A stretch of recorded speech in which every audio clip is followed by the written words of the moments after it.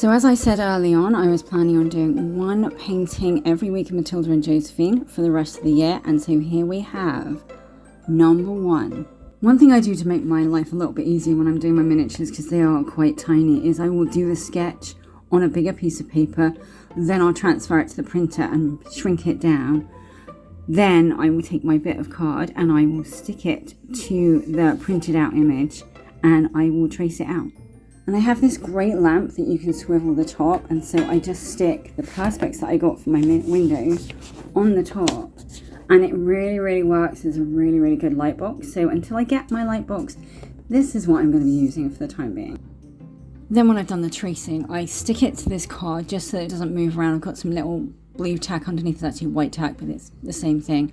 And then I use these really good Uniball pens. They're Unipin, I think. And they vary in thickness to very thin, which is really nice for drawing. So I just do the outline of the whole thing. I don't always do that with Matilda and Josephine paintings. Sometimes I just do, like I use gouache, so I won't use a pen. But when I'm using watercolor, when I want to do something quickly and I want to come up with some ideas, which is what I'm doing now, I use these pens and it gives a really nice outline.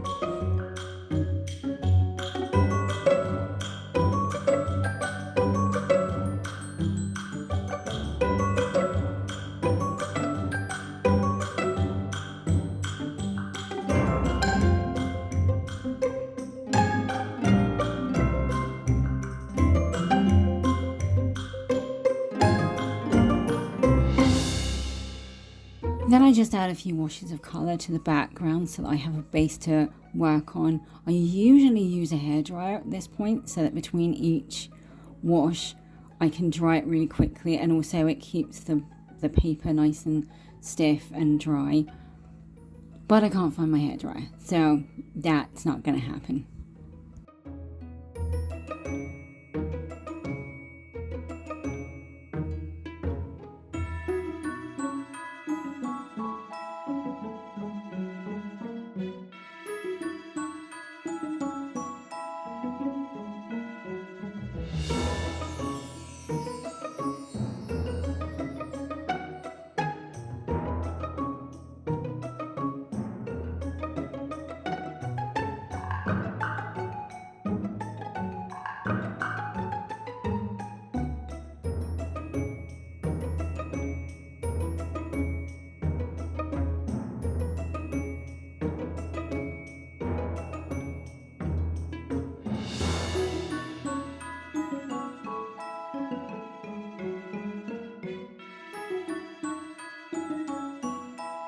Matilda and Josephine are usually quite busy, and they're usually up to lots of mischief and up to no good, but occasionally they do have time for a bit of romance, and they're not one for waiting around or going down the conventional channels, so they will make the odd love potion.